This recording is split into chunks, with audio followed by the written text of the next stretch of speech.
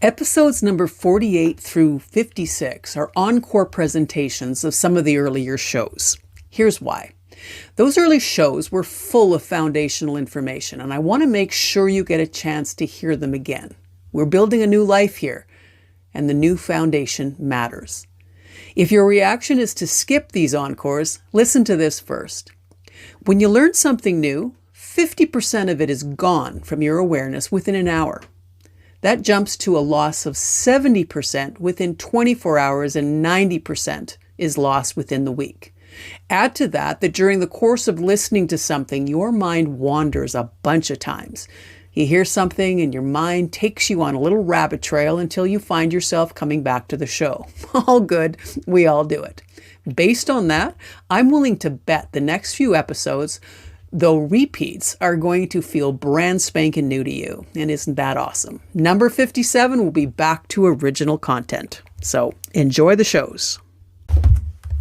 Okay, so hello, all of you beautiful beings, and welcome to the show. I'm Lane Smith Brown, and this is episode number 5 of the Unleash Your Life podcast. And today we're going to have a conversation about how impressions and stories get seared into our subconscious minds and why our ego thinks that familiar equals safe. This is a big foundational show, so you may want to take notes.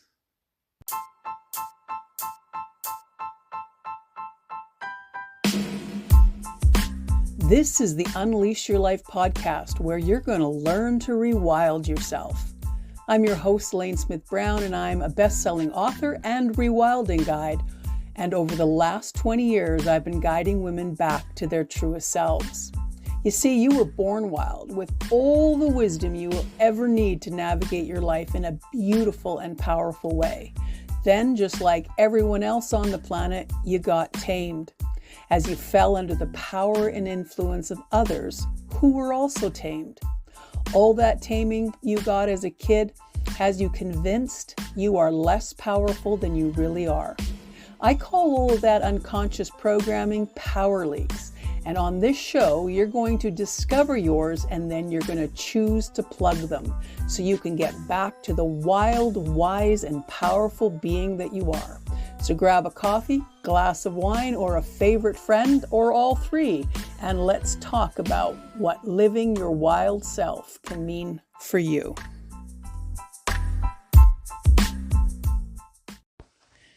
Welcome back to the show. I am glad you're here. I'm going to share something with you that has been incredibly helpful as I work through my power leaks. This show is about understanding how our minds take in information and file information, and how that system can leave you with the impression you're not making any choices at all. You're just drifting through your life. Well, truth be told, it feels like you're drifting because you are, but you don't have to drift. And there's a solution coming. By the time you're done here, you will have some knowledge and strategies to get you back in the driver's seat once again. So to begin, imagine you have a favorite uncle who you love and respect. And he tells you a story about being bitten by a German Shepherd when he was young. It was quite dramatic for him. It affected how he thought and talked about the breed. And his fear found fertile ground in your young mind. And you took in his belief that German Shepherd dogs were to be feared. They were dangerous, inherently dangerous. Now, fast forward 20 years, and you're on the lookout for your first dog. A friend mentions there's a batch of the sweetest German Shepherd puppies at the local pound. And if you want, they are willing to give you one as a gift. And they are prepared to go down to the pound with you this very afternoon so you can pick one out. You go straight to fear. Big fear. Big, crazy-ass, irrational fear. Your first reaction is that you would never bring a German Shepherd home. The breed is not safe. You'd be constantly on edge, fearing the breed's unpredictability. Now, you can stay in that feeling, or you can explore it. Is it true that all German Shepherds are dangerous? Can you think of any instance where that is not true? Can you find examples of friendly German Shepherds in the world? Have you seen examples of well-trained German Shepherds? Is it possible that neglectful, abusive owners with bad or non-existent training habits make dangerous dogs? And would you be that kind of owner? Could you train or hire someone to train the puppy? And do you want that much work? With this level of exploration of your fearful and irrational first response, you're tapping into two things. First, you're establishing if what you believe is true. And if it's not true, then you have an opportunity to let it go at that very moment. It was just one person's experience. Now, you can choose to accept the puppy in this new state on the merit of its adorableness and not on the hand-me-down story or belief.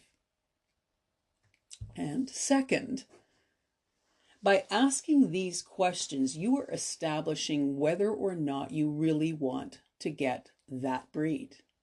Perhaps German Shepherds are too big, or they need too much exercise or require too much attention. If it's not what you are able to provide the dog, then you're ready to choose something different. But you're making a decision instead of just simply unconsciously reacting.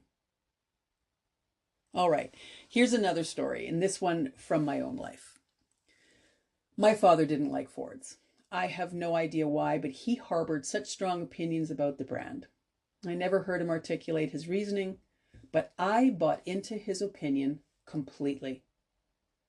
A couple of years ago, I was at a car dealership looking at some new vehicles, and I shared my opinion, albeit with a sense of humor, and the salesperson laughed. She said she had been exposed to the very same opinion, also from her father, and neither of us could see ourselves ever owning one. Isn't that crazy? We both knew it was not our own belief, and yet as grown women, we're admitting to each other that our father's influence was still affecting our car choice. We all have been exposed to many fear-based ideas. Irrational notions like the inferiority of an ethnic group or political party, or that someone else's success can actually impede our own. Really, if someone else succeeds, we lose. Like, how is that even possible? How can someone's success make you less likely to succeed? It defies reason, doesn't it? But these are not uncommon beliefs, and they're not based on any kind of empirical data. When I was in grade 5, I was invited to a classmate's birthday party. I remember I was standing in front of the birthday girl declaring that she was going to hell because she was Catholic. My family was Protestant. Really? I really said that to her on her own freaking birthday. Well, I didn't stay long enough for a response. I sheepishly snuck off and went home with a confusing combination of self-righteousness and total embarrassment. Decades later, and having long since come to my senses, I told my parents that I had done this because I thought I had been taught this at home. They both looked at me dumbfounded and said, well, I hadn't learned that from them. I didn't argue. Where else did I pick that up from then? I didn't come into this world with that bias. I learned it from somewhere. I was in grade 5. I'm pretty sure I learned it from my parents. Although that may be a lie too. I would be willing to bet, excuse me, when we initially heard someone utter an ignorant and unfounded opinion, we had a little bit of a reaction that was uncomfortable or questioning. It may have felt like a sinking feeling in our gut, or it just sounded silly, embarrassing, or off in some way. When we let those statements go without challenging them head on, we become anesthetized to them, and they quite quickly become our own beliefs. And then we become the proud owner of an opinion based on a prejudice, or at the very least, not enough information. So the first story about the German Shepherd could have created a power leak of unfounded fear or unfounded bias. The Ford story could be a power leak of bias or prejudice, and my unthoughtful words to Karen at her birthday party could fall into a power leak of judgment, arrogance, or spiritual superiority, all of which can be transformed into something much more wonderful as we focus on turning up our intuition by embracing our authentic power. So with those stories in our mind, let's dive into why those experiences took hold and had us acting out with such conviction.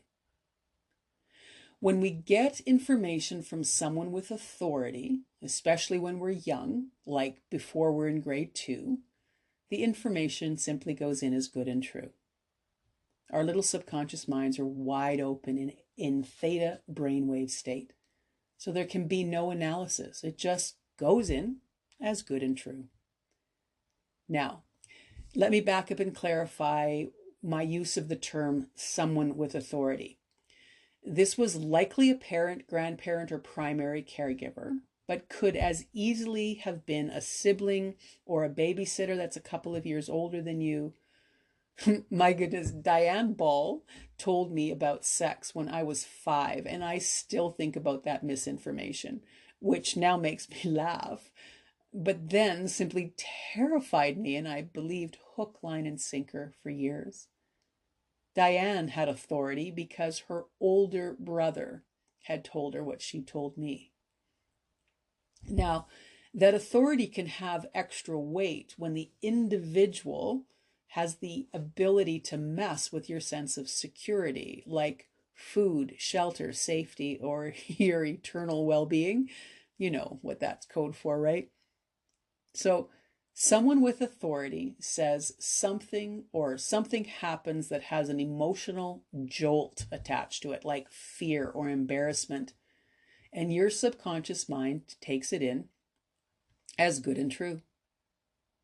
Now, stop for a moment and take that in. It took everything in as good and true.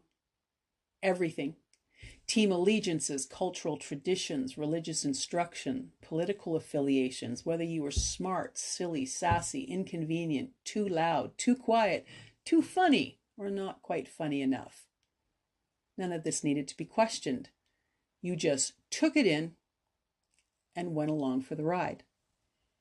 It's also why my family eats ham at Easter and turkey at Thanksgiving, and some still get upset that Kelly and I eat curry at Christmas. Lord knows that's just wrong. We pick up what to do and think and feel about almost everything in those early years. We took in every experience, feeling, overheard conversation, and subtlety and filed it as good and true. In those first 7 or 8 years, nothing got evaluated and filed based on merit, accuracy, or plausibility. No, it just went in as good and true. If those misfiled ideas are never evaluated, they run your life. Every fucking part of it. And you and your experience are living proof. If your financial picture isn't as perfect as you'd like it, there's an old story playing in the background that's become a power leak. Your love life not what you long for? There's an old story playing in the background that's become a power leak. Your overall satisfaction with life, your sense of well-being or self-worth is less than the dream? There's an old story playing in the background that's become a power leak. So, you have a subconscious full of unchallenged beliefs, and they're running the show. They are choosing your jobs, your lovers, your mates, your bosses, your career, your friends. They are even influencing how you raise your kids, how you talk about yourself, and how you treat others.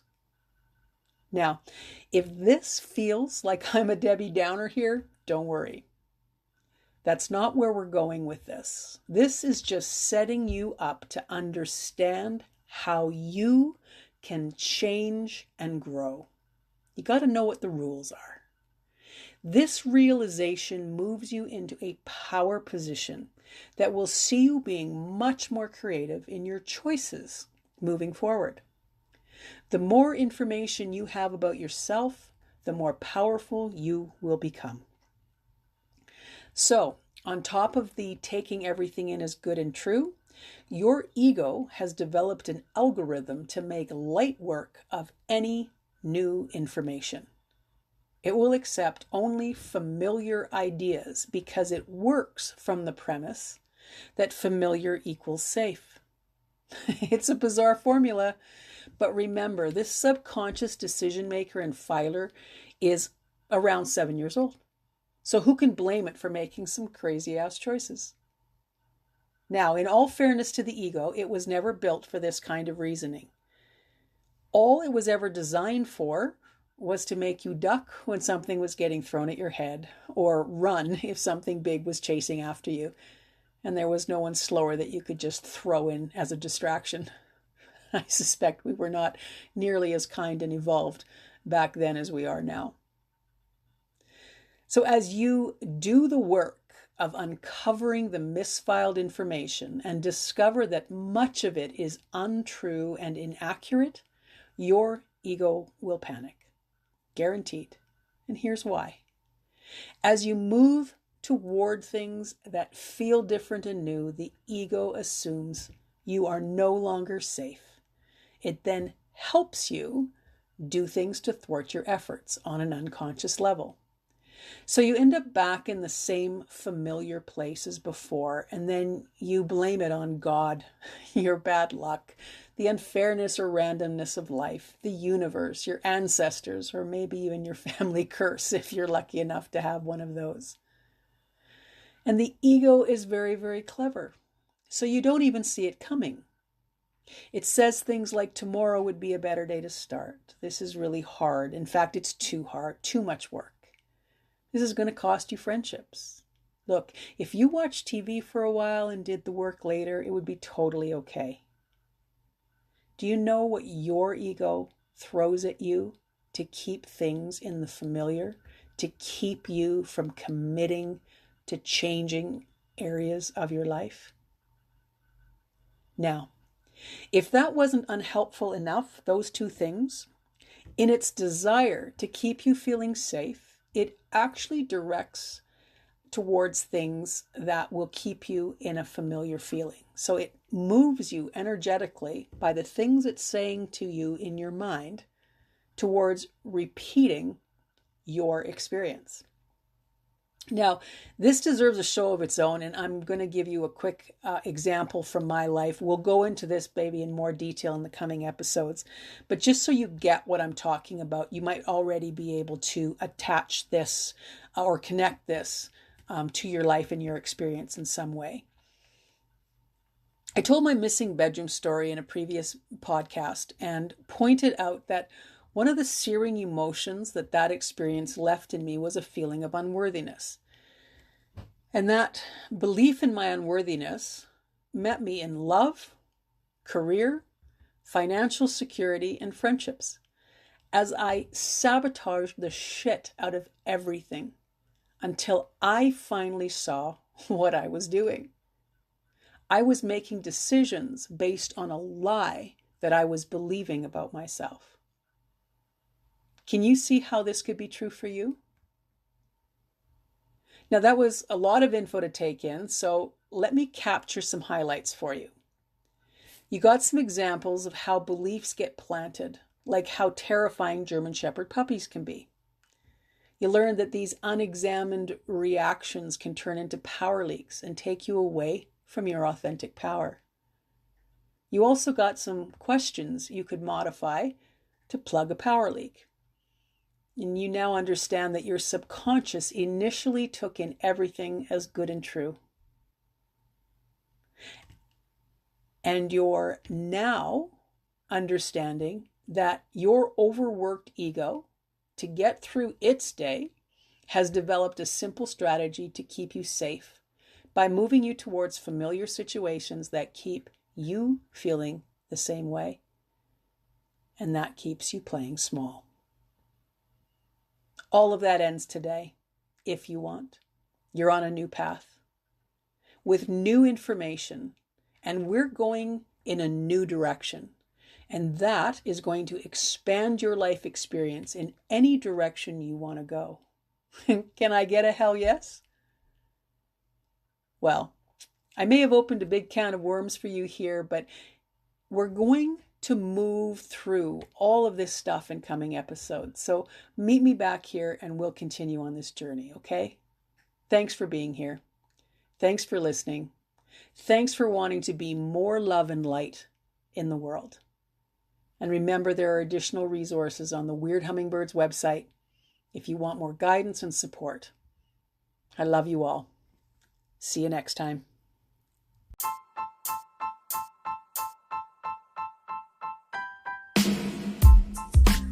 Well, I hope this show rocked your world a little bit. If you want additional resources, check out the links in the show notes or at lanesmithbrown.com. And before you go, please subscribe to this podcast. It's how we get these tools into the world. And this world needs more wild women standing in their authentic power. Do that for me, will ya? Thank you.